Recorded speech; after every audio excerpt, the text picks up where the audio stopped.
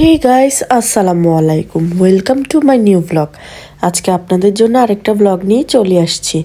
আমরা এখন সবাই রেডি হয়ে গিয়েছি বিয়ে বাড়িতে যাওয়ার জন্য। অলরেডি আমরা সবাই রেডি হওয়া শেষ। এখন আফিফার পাপ্পা রেডি হলেই আমরা বের হয়ে পড়ব।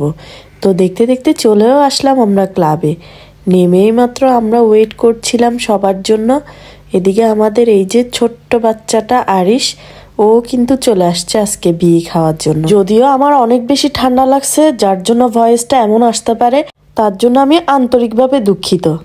ভিডিও তেমন কন্টিনিউ করতে পারতেছি না, তারপরও চেষ্টা করতেছি, যা পারতেছি তাই দিচ্ছি।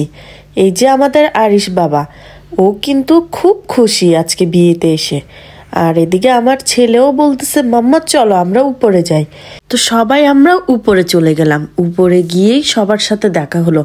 যেহেতু আত্মীয় স্বজন অনেকেই আসছে, দেখা হয়েছে, অনেক ভাল লাগছে। আর আমরা এখানে এসে মাত্র আন্টিদেরকে খুঁজছিলাম। পরে আমরা পেয়ে গেলাম সাফায়েতকে।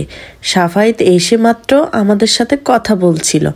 ও বলছিল আন্টি নাকি ভিতরেই গিয়েছে, ওরাও একটু আগে এসে পৌঁছালো। তো আমাদের আরিশ বাবাটাকে আজকে ফার্স্ট টাইম সাফায়েত কোলে নিয়েছে। ও কিন্তু অনেক খুশি। বিয়েটা ছিল আমার শাশুড়ির খালাতো বোনের, তাই আত্মীয় স্বজন সবাই এসেছে। এই শীতের সিজনে কিন্তু বিয়ে খেতে খুব ভালোই লাগে। আর সাজুগুজু করে এত বেশি শান্তি লাগে, কারণ গরমকালে একদম রেডি হতে ইচ্ছা করে না, কোনো দিকে বেরও হতে ইচ্ছা করে না। আর শীতকাল হলে তো আর কথাই থাকে না, সুন্দর করে সাজাও যায় এবং গর্জিয়াস ড্রেসগুলো পরাও যায়। তো এখানে আমরা সবাই এখন বসে গেছি খাবার টেবিলে বসে এখন আমরা সবাই একসাথে বসে খেয়ে নিব। তার আগে শাকিলাকে বলছিলাম, তুমি কি চিন্তা করতেছ? ও বলতেছে, আমার বাচ্চাটার কথাই আমি চিন্তা করতেছি, এখন যদি কান্নাকাটি করে তাহলে তো খাবার ফেলেই চলে যেতে হবে। তো আমি বললাম যে সমস্যা নেই, তোমার ভাইয়াও আছে, মিনহাজও আছে, ওরা ওকে সামলাবে, আমরা আরাম করে ভাতটা খেয়ে নিই।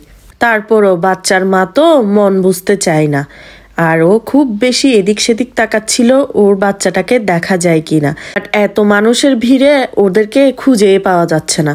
তো ফাইনালি আমাদের খাবার চলে আসছে, আমরা খাবার খাচ্ছি। এর ফাঁকে আফিফার পাপ্পা এসে কিন্তু আমাকে একটু ভিডিও করে দিল। এটাতে কিন্তু আমি অনেক বেশি খুশি হয়েছি, কারণ খাওয়ার সময় আমি মোবাইলও বের করতে পারতেছি না। আর এদিকে আফিফাকে যেহেতু দেখতে হচ্ছে ও কি খাবে না খাবে, সেই জন্য আর ভিডিও আমি নিতে পারিনি। তো আফিফার পাপ্পা আসার পরেই কিন্তু আমি এই ভিডিও ক্লিপগুলা নিয়েছি। খাবার কিন্তু অনেক ভালো হয়েছে। তো আমরা খাওয়া দাওয়া শেষ করে এখন উঠে যাব। উঠেই কিন্তু আমরা দেখা হয়ে গেল বুলু আন্টির সাথে।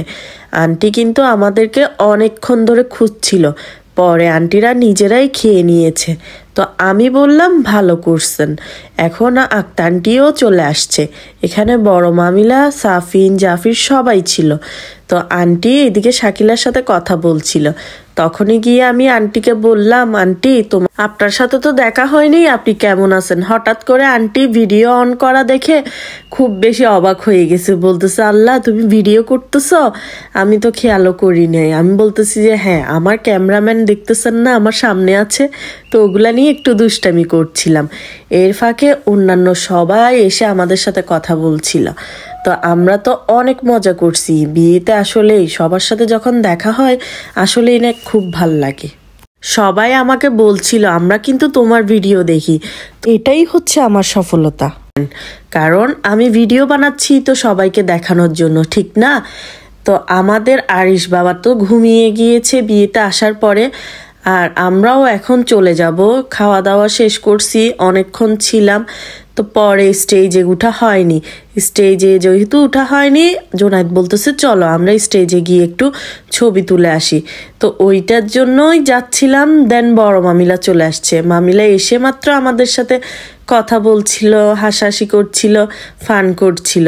তো পরে আমরা চলে গিয়েছিলাম স্টেজে গিয়ে মাত্র কিছু ছবি ভিডিও নিয়ে নিলাম। আর মাশাল্লাহ বউ আর জামাইকে কিন্তু অনেক সুন্দর লাগতেছে। আমার শাশুড়ি যেহেতু পায়ে ব্যথা ছিল, তাই ওরা আর স্টেজে গেল না। এদিকে বাচ্চারা খেলতেছিল। ওর পাপ্পা বলল, আমরা তাহলে আরেকটু বসি, ওরা খেলা শেষ হলে মাত্র আমরা চলে যাব। তো আমি বললাম ঠিক আছে, তাহলে আমরা আরেকটু বসি। দেন একটু পরেই চলে যাব। তো এইদিকে আরিশ যেহেতু ঘুমাচ্ছে, ওই জিনিসটা জুনাইতের খুব ভাল লাগছে, ওর একটা ছবি নিয়ে নিল। তো এদিকে আমরা ছবি টবি শেষ করে নেমে গেলাম। আজকের ভিডিওটা আমার এতটুকুই ছিল। সবাই আমাদের জন্য দোয়া করবেন এবং আমার ইউটিউবটা অবশ্যই সাবস্ক্রাইব করে দিবেন। আল্লাহ হাফেজ।